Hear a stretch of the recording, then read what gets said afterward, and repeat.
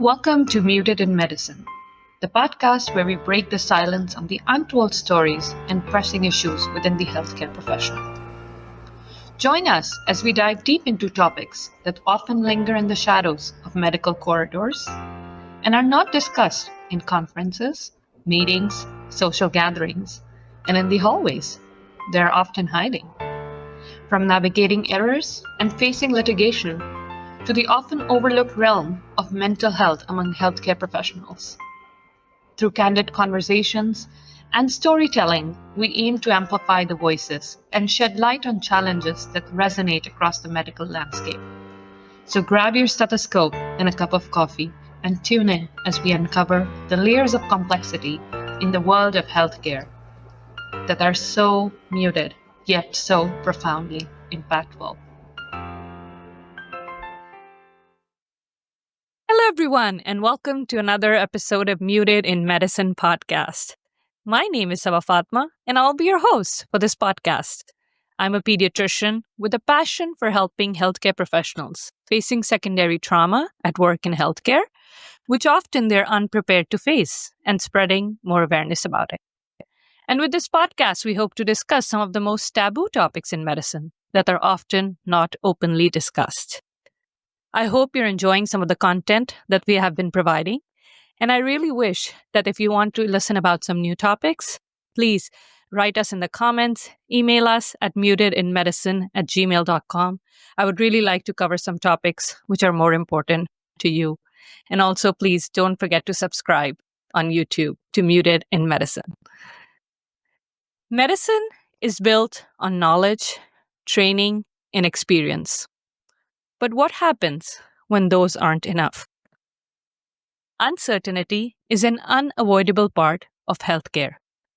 From ambiguous test results to unpredictable patient outcomes.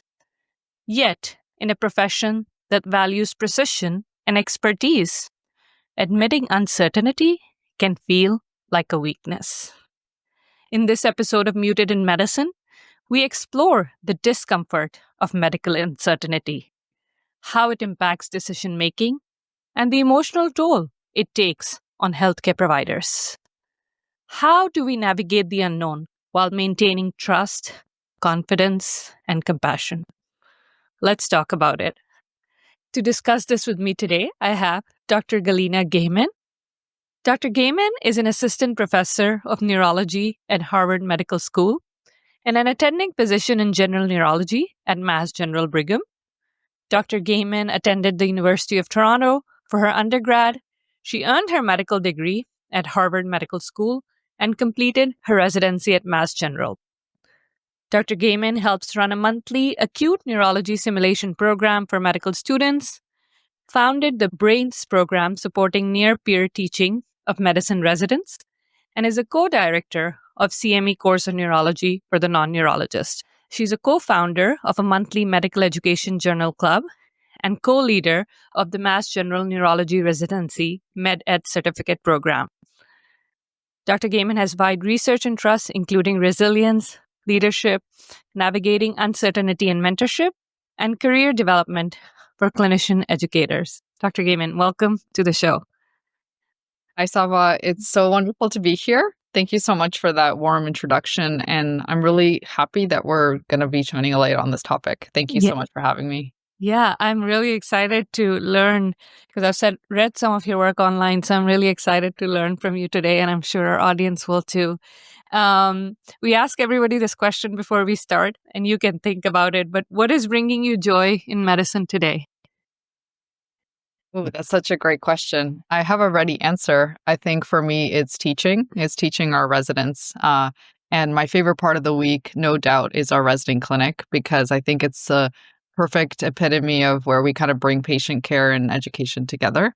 And so I have that once a week, and there's always something I learn. There's lots of uncertainty that we face, but I think there's no better place than to care for patients and train the next generation to care for patients. Yeah, that's awesome. Yeah, a lot of our guests talk about teaching and how that brings them joy. So I've gotten that answer from a lot of people. What got you, so getting into the topic, I'm curious, what got you interested in uncertainty in medicine? Because I know you've done some research on it. And also kind of building in your story into it, what's your story? Did you face uncertainty in your practice that wanted you to research more about it? Well, thanks for that question. It's been a journey. It's definitely something I first really started to think about as a medical student. And that's actually when I first did some of the work related to uncertainty. And I think what was happening at that time was I was starting to also get interested in education. So it's sort of the question of how do we train the next generation of physicians? And I think when I first came to medical school, I thought, well, to be a doctor, like I need to study the textbooks and learn neuroanatomy and learn, all these kinds of medical things and biomedical things and chemistry. And when I got there, I actually realized that so much of medicine was actually these kind of non-textbook skills, things Yeah. that are harder to you know, actually study or read about and are much more around the art of medicine, aspects of communication, aspects of reading the room and emotional intelligence, leading a team, things that many times medical schools don't actually formally train. I think that's changing now as we recognize that these are essential skill sets for effective clinicians, Yeah. including embracing uncertainty, as we'll talk about. But I think it was this really interesting nexus within my own life where I was a student experiencing this. I was gaining an interest in medical education as well, which you'll see is sort of my other parallel career path.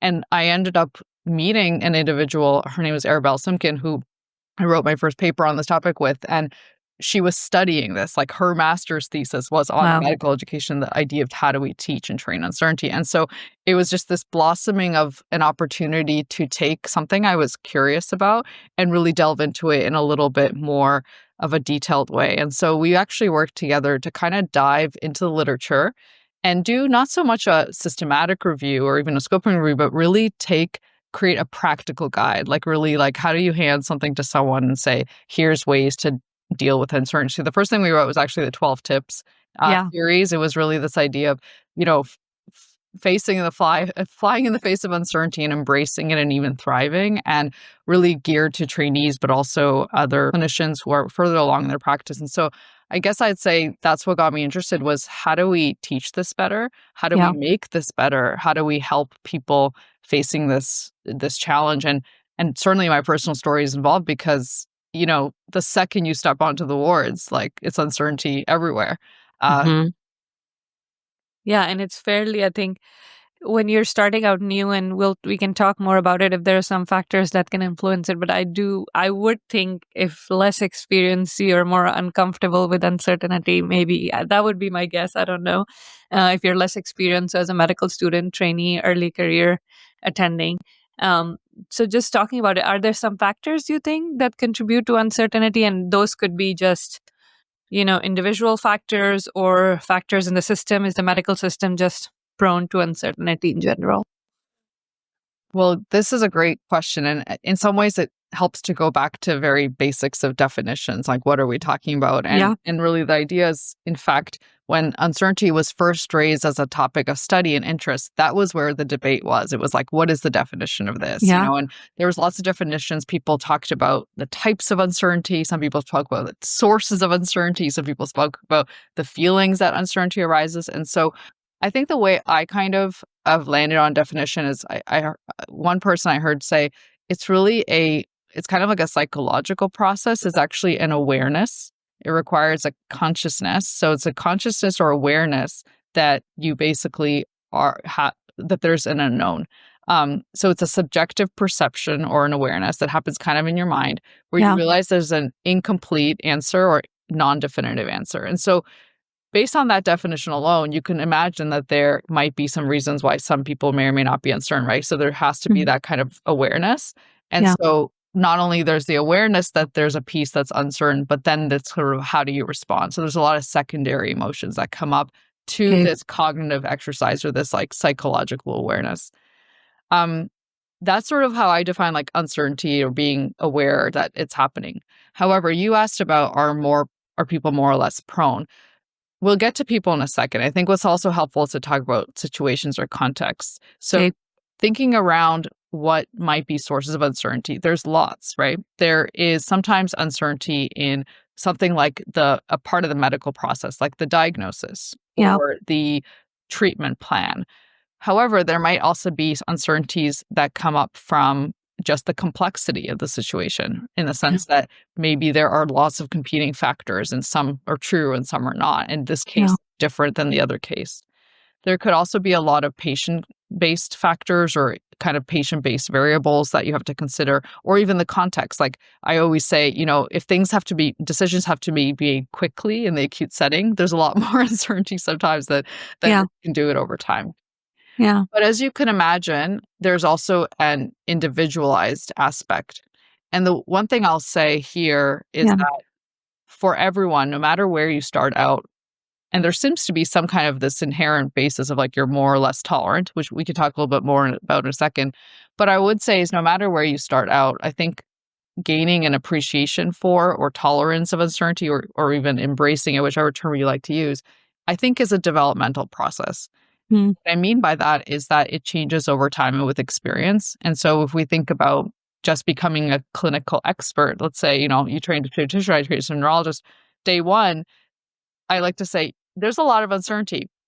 You may see a patient and you may not be sure whether you don't know the answer or whether like neurology with a capital N doesn't know the answer how to treat a person. Yeah. I think when we're a younger trainee, we always assumed like, oh, it must be me that doesn't know. No. That must be on my side. However, as we gain experience, we start to recognize that there's a lot that, capital N neurology or capital P pediatrics doesn't know, or there's a lot of complexity or ambiguity, as I said, in the case. And so therefore the exact right path isn't clear. And you'll start to increasingly have experiences where you actually have a greater sense of what you know and what you don't know, and you have more confidence. So over time, a lot of clinical experts really talk about not so much that they know the answer, but have a greater tolerance of not knowing, and they know how much time they can give to see how things evolve before they sort of have to step in. So that's an experience I've had myself of kind of having that developmental trajectory of greater comfort with uncertainty, at least uncertainty that I know isn't, related to a deficit or a gap in my own knowledge or my own mind. Yeah, that makes a lot of sense. And you said it right, when I don't know if older clinicians face it that way, but when you're starting out, I feel like you do feel like it must be me, right? Like it goes on with that imposter syndrome. So it's kind of good to know that it's probably not just you who's feeling that uncertainty, and it can be kind of that developmental trajectory. What other things? So you talked about some of the systemic factors, that could contribute to uncertainty. How, I would say, does it affect the clinician when there is uncertainty? You talked a little bit about that, but I was reading something about when there's uncertainty, and you're a neurologist, so you know this better than me, but, it can activate like kind of the fear center in your brain. I don't know if that's right or not, but you'd feel more fear and stress and burnout. Is that true? Yeah, that's an incredibly important question. And it's actually why uncertainty has raised some attention in education, especially caring about trainees and kind of as we unfortunately are riding this increased recognition of burnout and stress. We know that uncertainty can be a contributor to physician distress, especially among trainees. So there has been some research into this. There are scales that are kind of have some validity evidence for measuring uncertainty and ambiguity tolerance in the physician population. And we've seen that when we take those scales, but we also ask the trainees about how, the experience of greater uncertainty affects them, there often is higher anxiety. And also we know that beyond that own individual, I would say like side effect or, consequence, it can actually impact the care that the physician provides. So specifically when, again, looking at trainees, it can impair their ability to be more transparent about communicating, for example, the concern, because there may be a worry that the expression of uncertainty may suggest an expression of incompetence, which again is not true, but unfortunately in the medical culture, sometimes the hierarchical culture can result in that consequence. Yeah. And it actually impacts your the way that you engage with caring for the patient. And for example, it may increase inappropriate resource use, so ordering more tests or maybe not ordering enough tests or the right tests. Yeah. And all of this kind of, feeling like you can't talk to someone, having that internal anxiety and distress, and also having a sense of lots of things you have to do and lots of tests you have to follow up. All of that can certainly accelerate aspects of burnout. Yeah. I think a lot of physicians also are worried about expressing and communicating, or let's say disclosing the uncertainty to their patient. And we know that one of the most important antidotes to burnout is a sense of rapport, relationship, and trust and open communication, right? That's why so many of us do the work that we do. Yeah. And so sometimes that can cause a rift in the very thing that is sort of the antidote to burnout. I found when I've spoken with colleagues. And so that's another, I don't have a paper that shows that. Maybe there's one out there I'm not aware of, but I think that's a hypothesis I'd have for another reason why uncertainty and a fear to disclose it can actually reduce that kind of patient-physician relationship. Yeah. And it can also cause, I'm assuming you talked about anxiety, some sort of personal distress and cognitive fatigue for the person themselves, right? When they're dealing with this dilemma. And so just stringing onto that, how do you become, or how is somebody more tolerant or intolerant to uncertainty? Is it just the age or experience, you think, or are there some other, I'm curious, like other psychological factors too, just curious. Yeah, that's a great question. So a couple of thoughts. The first, and maybe I'll talk about kind of in ways that you can address it. And that's kind of what we do with our 12 tips. The first is, individually, like what can I do myself? And in some ways, this actually parallels quite a bit other literature related to essentially emotional intelligence. So kind of a cognitive awareness of how you're doing, what the situation is, what your, for lack of a better term, triggers might be. So which situations might prompt you to be more distressed, or what is it in the environment that's causing this uncertainty to be distressful.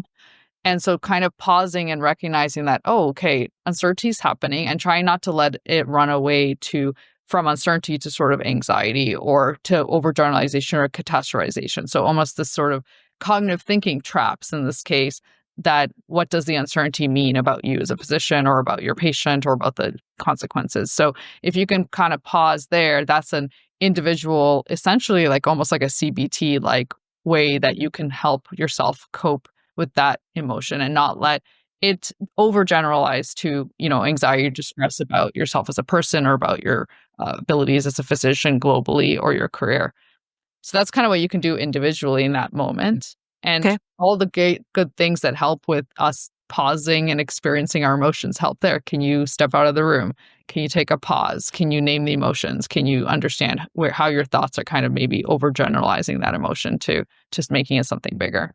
Yeah. The next step, I think, though, is, talking with others, because similar to having a place to express any emotion, in this case, the distress from intolerance, similar to any other emotions, having a friend you trust or a colleague you trust to kind of hold space for you to discuss that and help you see where you might be mistaken, where you might be able to get help, or where you might actually, in fact, be doing every single right thing and it still didn't work out, which happens a lot in medicine.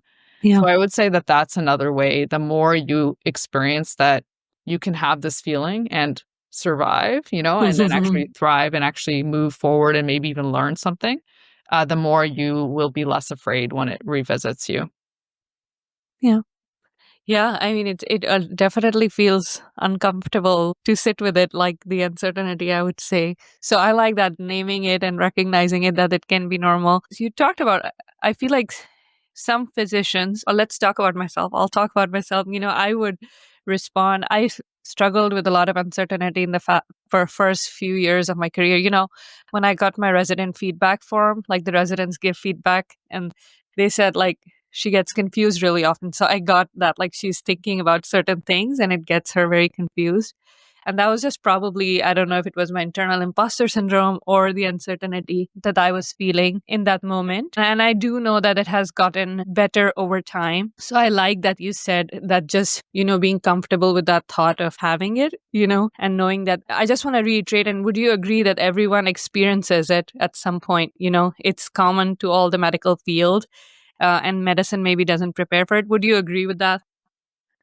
100%. Thank you for sharing your experience, Saba, and thank you for this podcast, because, we don't talk about it enough, but we all experience it, and we all experience it to, as I said, different degrees, but we all experience it and we all react differently.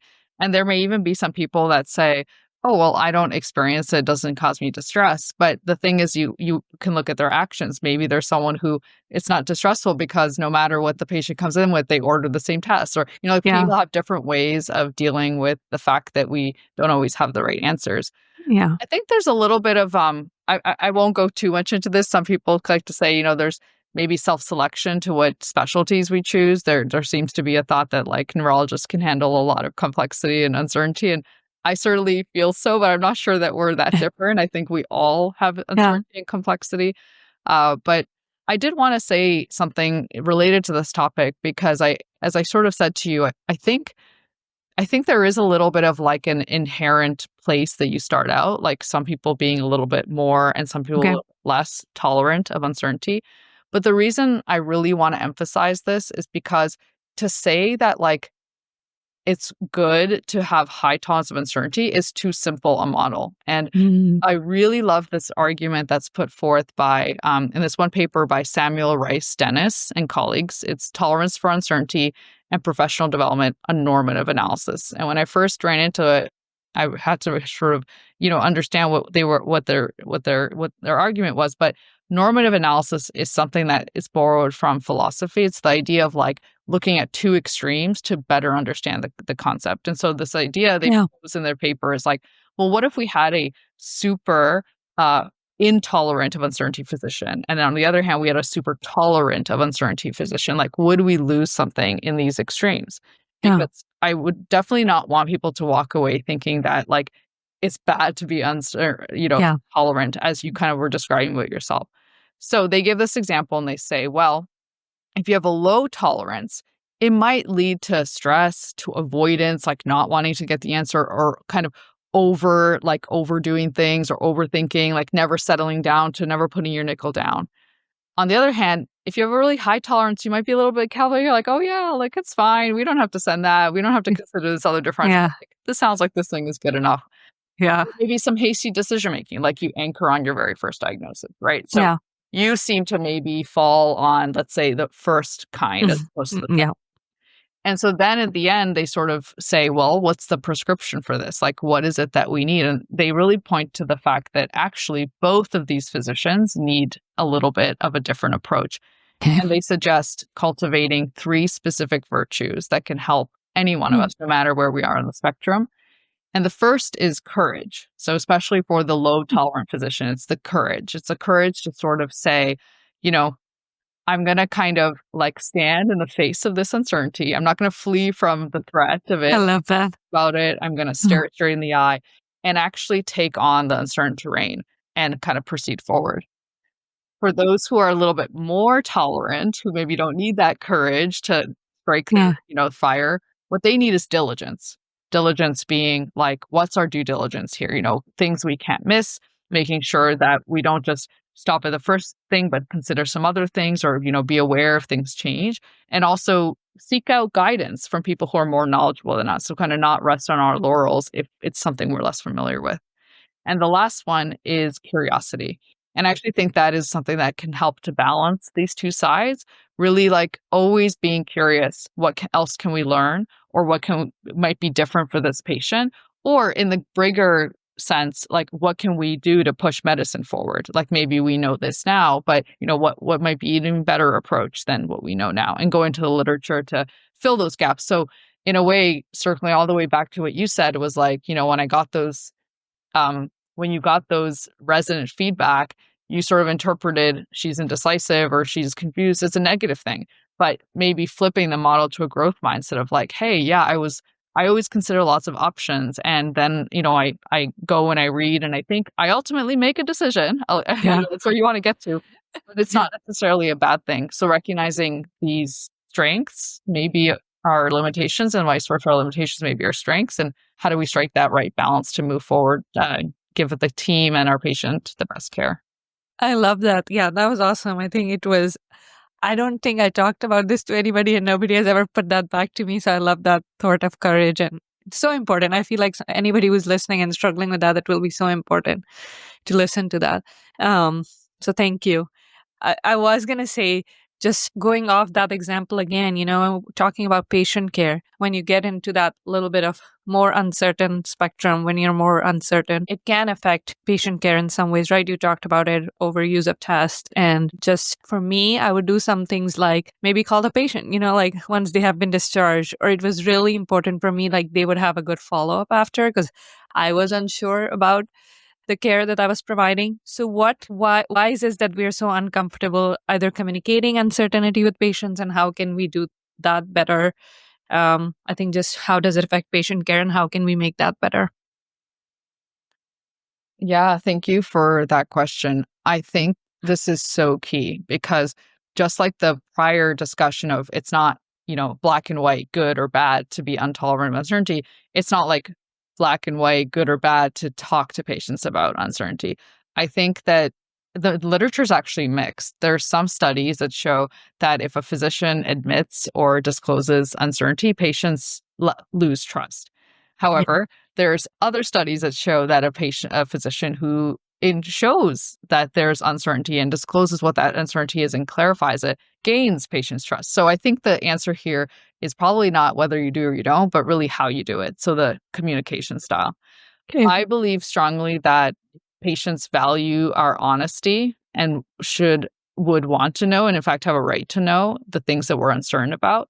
But what they really, really also need is the reassurance that the relationship will remain.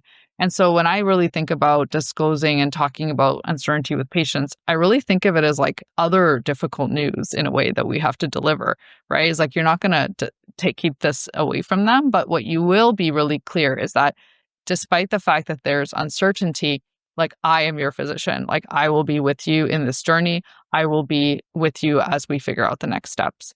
And so I do have a few kind of tips that I like to talk about.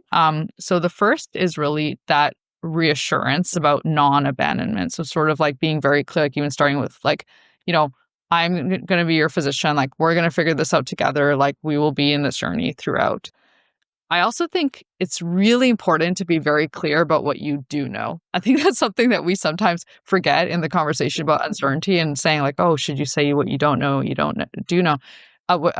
And what I always say is like, start with what you do know. Be like, we do know, this diagnosis, or we do know the treatment for it. But what we don't know, maybe, and that's where you fill in like how long this will last, or what your prognosis will be, or how much recovery you'll get. For example, I see a lot of patients after stroke. Many of them want to know, like, how will I do? And what I say is not like, well, I don't know, but what I say is, here's what I know. I know the severity of the stroke. I know how well you're responding to treatment now. I can see how you're changing, how you've improved. I can see how you're responding to therapy, how you're responding to physical therapy. Like based on all these things that I've seen and what I know and all the things I do know, here's what I think. But here's what I don't know. I don't know, what exact timeline or what exact improvement you'll have. And I think talking in kind of ranges is often the case too.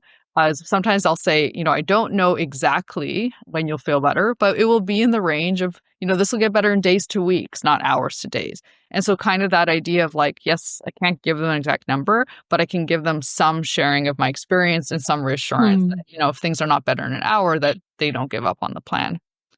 Okay. You mentioned what you did calling the patient. That's an example of what's called safety netting. So safety netting is introducing some kind of process to kind of catch the patient if the kind of path of uncertainty, doesn't resolve itself. And so being very clear about next steps, like we don't know X, but we're going to do Y. And then kind of based on that, we're going to do this and we're going to do that. You want to have a very good follow-up plan, ideally with you or with a trusted colleague, or at least what that follow-up plan is. And in a way, knowing like what your role is and what their role is. So like, I'll sometimes leave appointment being like, okay, so you're going to try this medicine and you're going to tell me in 2 months if it's working. And I'm going to, look at your MRI and follow up with you if the findings are, surprising or unexpected. The last thing I'll say is that we found through some of our work that different patients like to hear more or less of this, as you can imagine. Yeah. It's kind of like I think of the analogy when we talk about, for example, shared decision making. Like some patients want to know all the information. They want to take all the pamphlets home and they maybe want to think about it and then come back to you. Others are like, I don't want to know any of that. I don't want any numbers. I don't want any options. You just tell me what you would do for your, your son or your grandma or whatever. And Yeah. so I've actually started to ask my patients, like, how much do they want to know about the uncertainty? Like, do they want to know how I'm thinking about it? Do they want to know the things we don't know? Or do they kind of just want a plan or reassurance that I'm thinking about the plan, even if I can't tell them the details of the plan? Or that maybe I'll say to them, like, I'm really not sure what's going on. Here's the things I do know. Like, your exam looks good today. Your imaging looks good. So we have some time. But others are like, I don't want to know that you don't know, Yeah. Yeah. And so I've started to ask my patients in a way how much they want to know, and that guide the communication that I do as well. Yeah. That's a good point, because I feel like, as much as I think we should go with honesty and transparency, that's always the right thing to do. As a patient, I often wonder, and I do know it makes, as a pediatrician, some parents uncomfortable if you go and tell them, I don't know. Like, it's a very uncomfortable feeling for the patient too, which I still think we should do it because honesty is supreme. But yeah, I do think that some patients do get uncomfortable with uncertainty. Is that your experience too? Right? Yeah.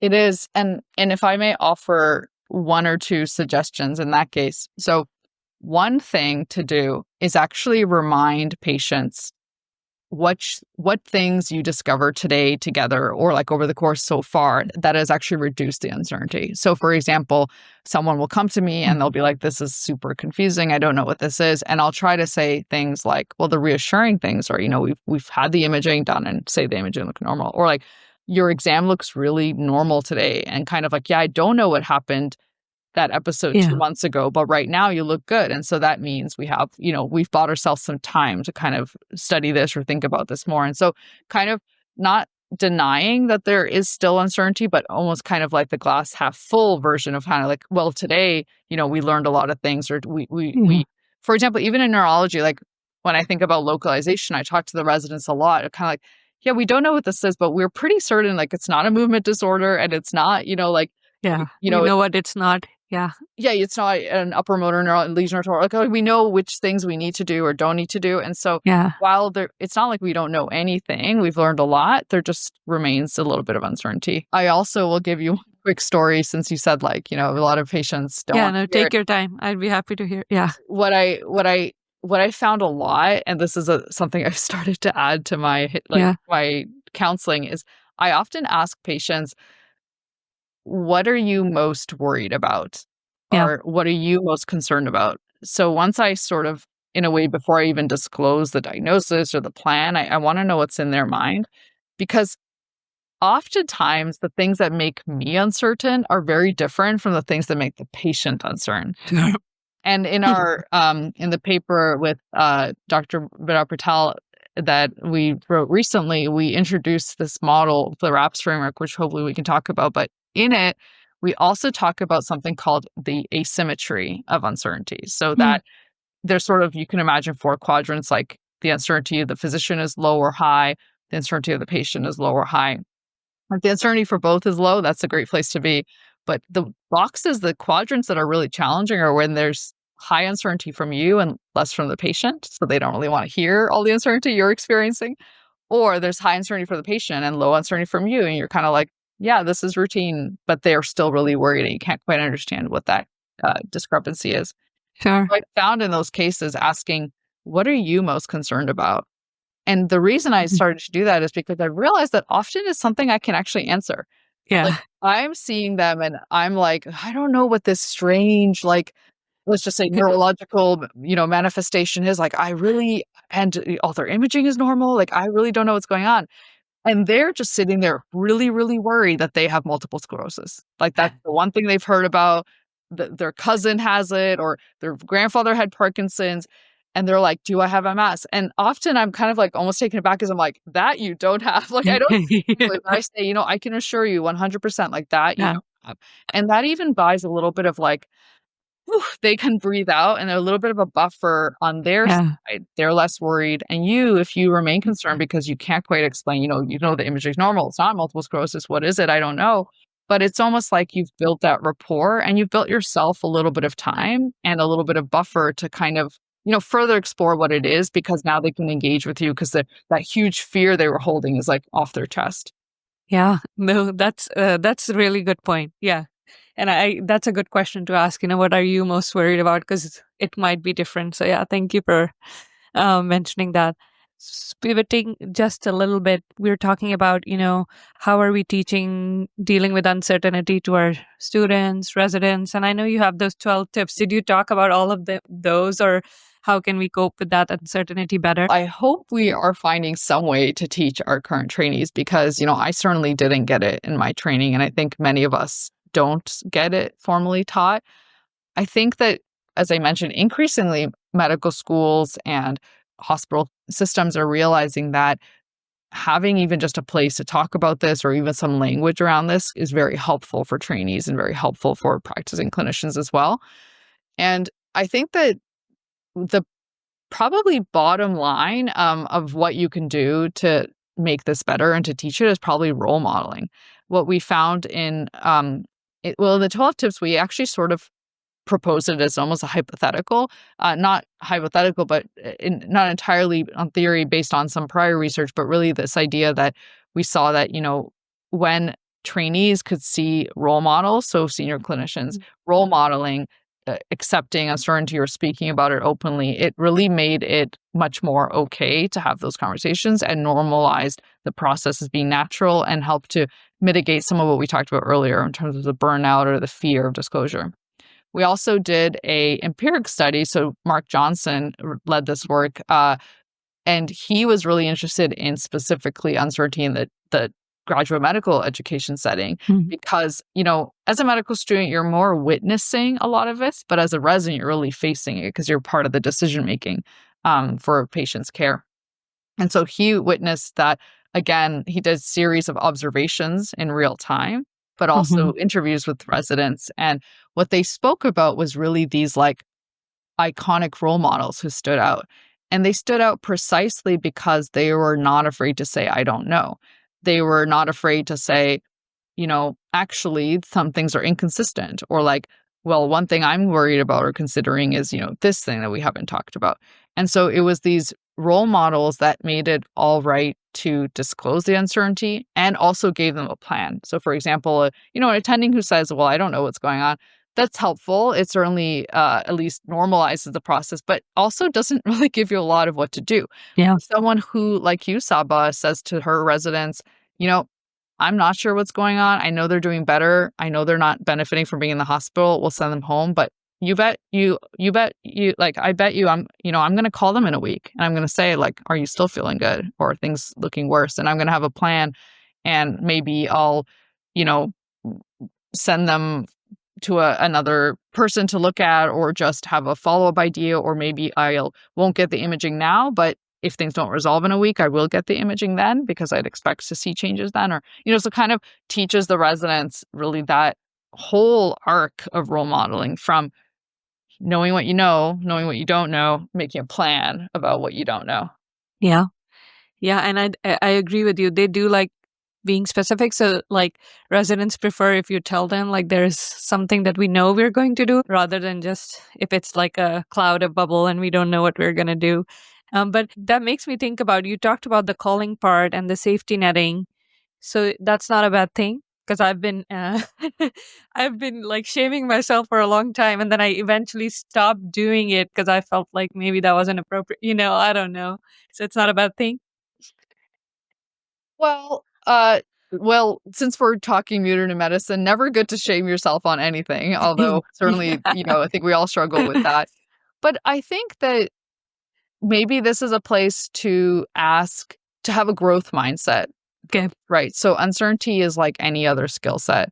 And perhaps for you, as you have grown over time, as you've built more of an N, you've seen more things, then there's a natural kind of instincts that starts to develop, a natural kind of comfort, and vice versa, a discomfort. So when we look at expertise, as I said, when you talk to clinicians who are experts, what they often describe is not what's right or wrong, but in a way what their expected trajectory is. So for example, I'm no longer doing internal medicine. I rarely care for patients with pneumonia directly. They may have pneumonia if they're on my service, but not directly. But I remember a physician saying, if they come in, they've got a cough, they've got, the right chest x-ray, like, okay, fine. Is it pneumonia?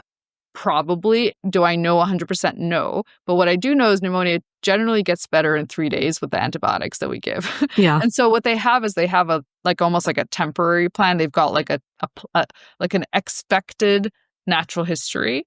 And what changes is they attend to whether the thing that they're observing is like on course to what they expect or not. Mm. And I think that is what happens over time, is that you start to get a sense of like which things are typical and which things are atypical. And you're more prompt to act when things are atypical. So I guess for you, no, it's not wrong to call. But maybe giving your number to the parents and saying, you call me if things don't look normal, as opposed to you kind of doing that outreach. But what to do, there's no right or wrong here. It's creating a space for what's the safe interval to not act. If you're someone who tends to act maybe too quick, then maybe spacing that out, saying, hey, can I give this more time? I'll give you an example from my own practice, which is just so you don't feel like you're the only one who doesn't know what to do.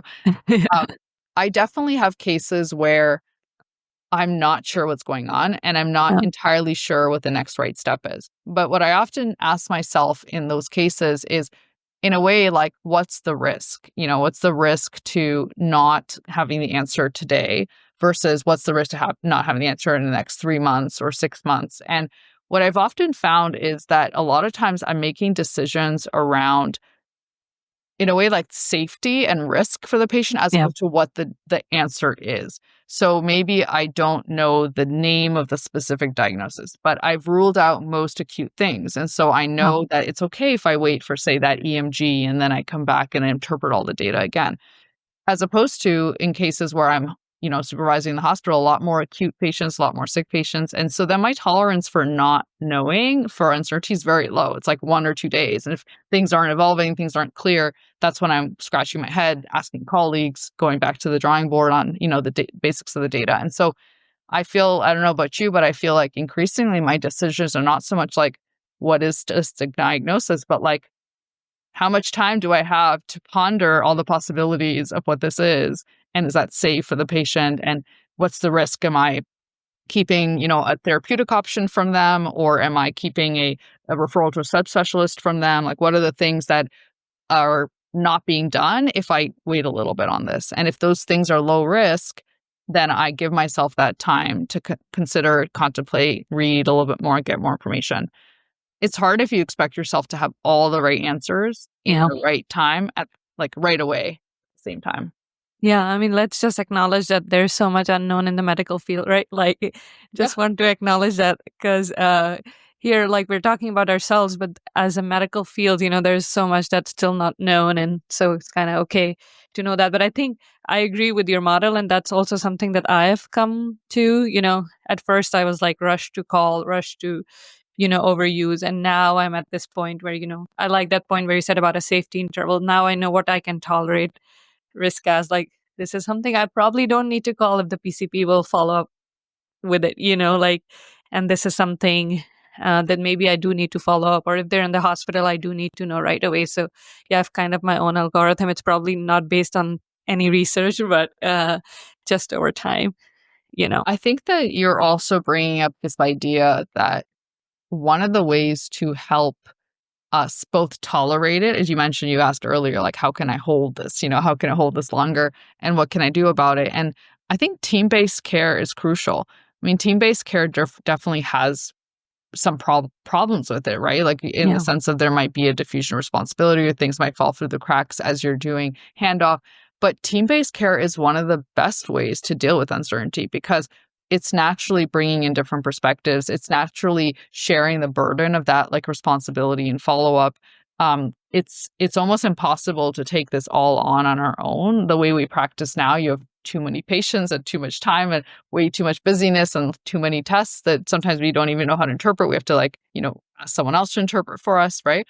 And so being able to lean on networks, create resources, make contacts, know a couple of people you can call, that your friend in GI who you can call and be like, what does this actually mean? I think that those are all other strategies that we can do to help us hold the uncertainty and to kind of share the burden of the challenges that come with caring for a patient the best way we want to.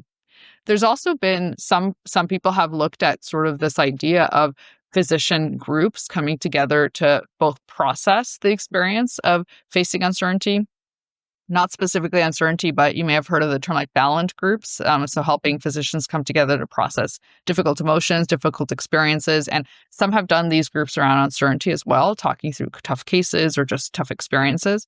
But even separate from just the benefit that you get by normalizing, having a place to say and share, disclose, commiserate on this, these are actually good opportunities for patient care too.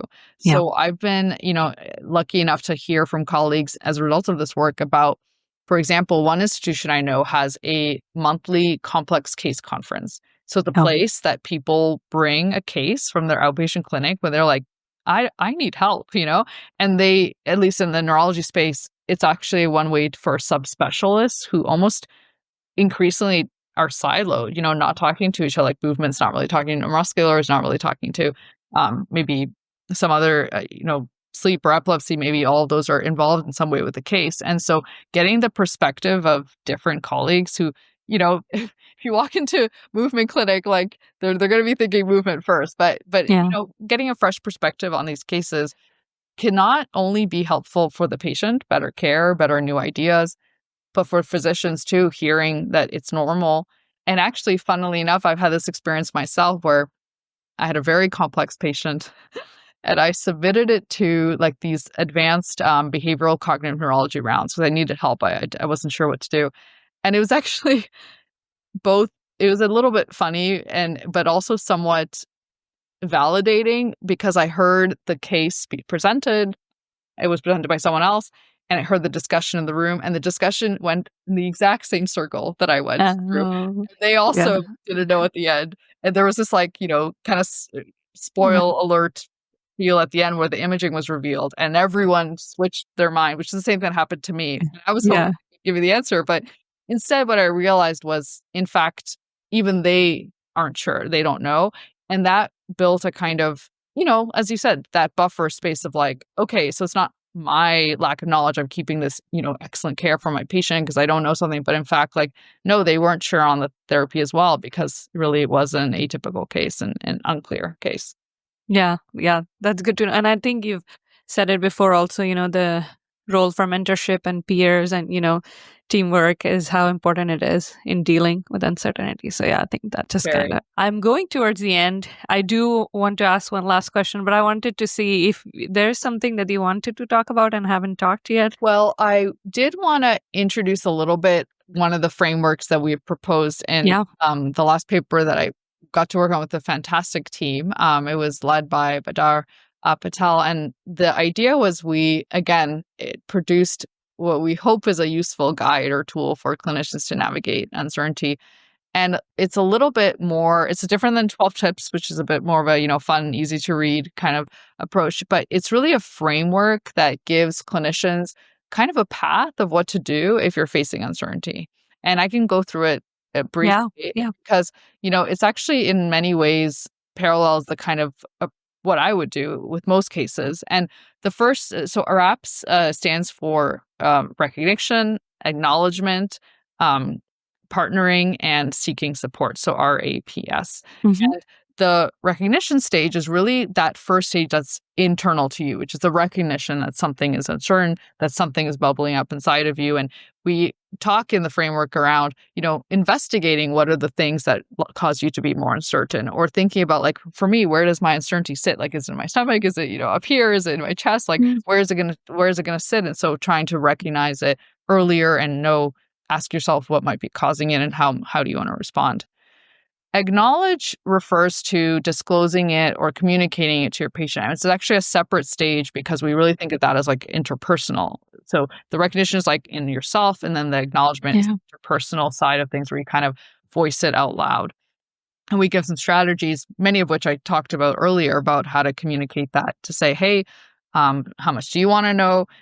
Here's what I do know. Here's what I don't know. here's what I don't know, but what I do know is that we're going to stay together. We're not going to abandon you. We're going to be, partners in this work.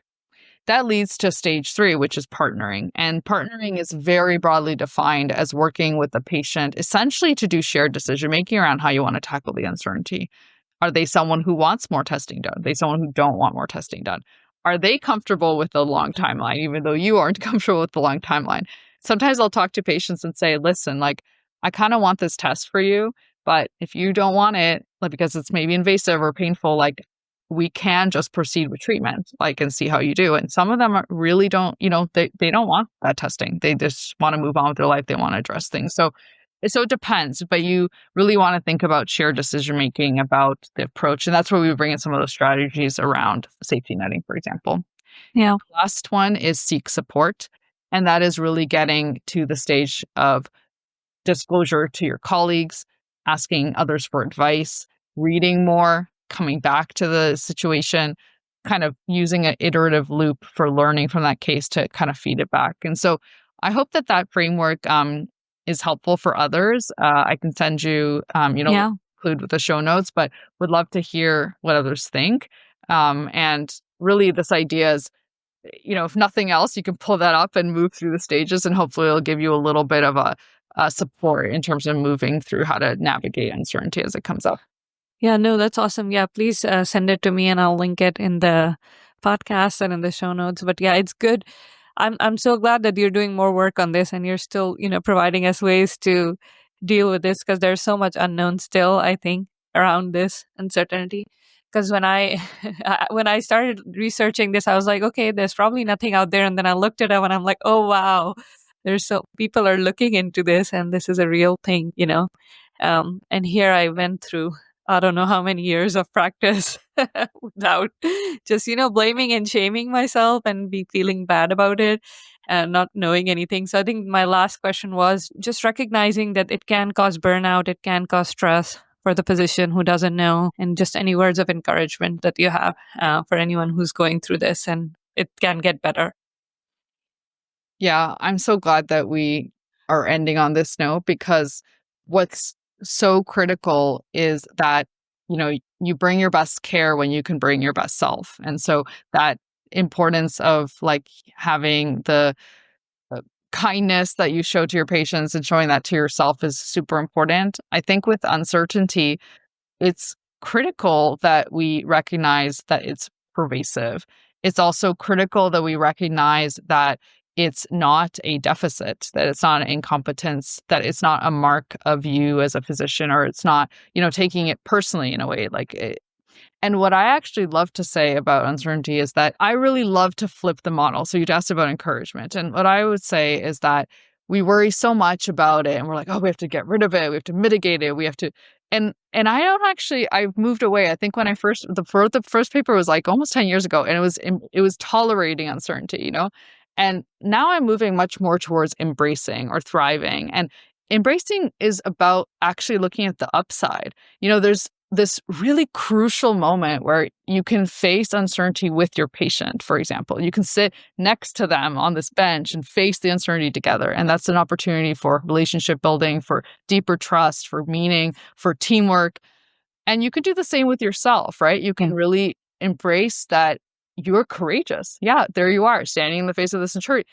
Yeah, you might be the only one saying it. You might be the only one who's being like, hey, I'm actually not so certain about this. And what I will say is that it's actually, I think, important to say that, because the thing is, when you say, here's what I'm uncertain, but here's the action I'm going to take, that's the opportunity to build confidence. I can give you a specific example for myself, is that, I had a patient where I had a really uneasy worry because they had a diagnosis that was is unfortunate one. And I was kind of like, I pretty much can diagnose this clinically, but I'm just going to get an EMG and sort of put it off for another couple months, because what if I'm wrong? I hope I'm wrong. But inside, I didn't say, oh, I don't know. I said, I think it's this. I'm going to verify it. And so what happened was, when that EMG came back, it was sad news for the patient, very difficult diagnosis. But as a physician, it was kind of validating and empowering. It built confidence in the sense I can trust my exam, I can trust my instinct, did the right thing to got them this study that got them into the subspecialized clinic more quickly. And so actually by saying like, I'm uncertain of this part, but I'm certain of this part, or not certain, but I'm building my confidence, I think that's actually key as well. So for you, if I could go back and kind of go back to those times and say like, what were the learning opportunities? What were the growth opportunities? What was that developmental component that you can support yourself through and say like, yeah, I'm going to stand here and take it because that will build this muscle of tolerance and build that muscle for embracing going forward.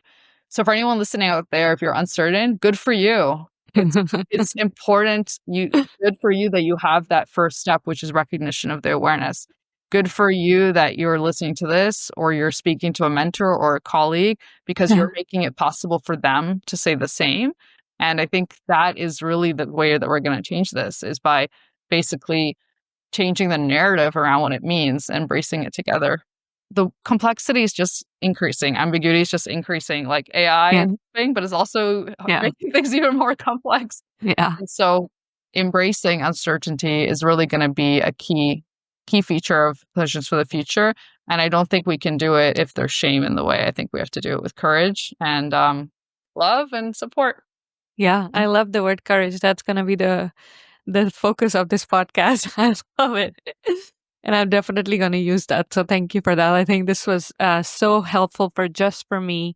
So I'm sure it's going to be so helpful for the audience to learn from it. And I'm so grateful that you agreed to do this. And also your research, you've done so much work on it. So there's so much knowledge that you have. I'm so thankful that you shared it with us today. I have a tradition on the podcast that I end with a poem.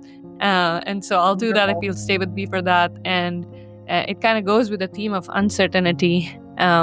It's called The Road Not Taken by Robert Frost. And it talks about not choosing the perfect road, but about walking forward with intention, humility, and the willingness to embrace in the unknown. So 2 roads diverged in a yellow wood, and sorry I could not travel both. And be one traveler, long I stood, and looked down one as far as I could.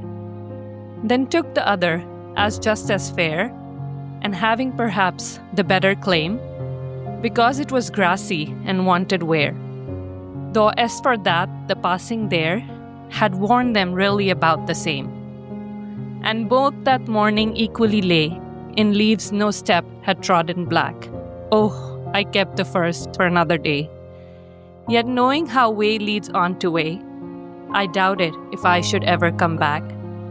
I shall be telling this with a sigh.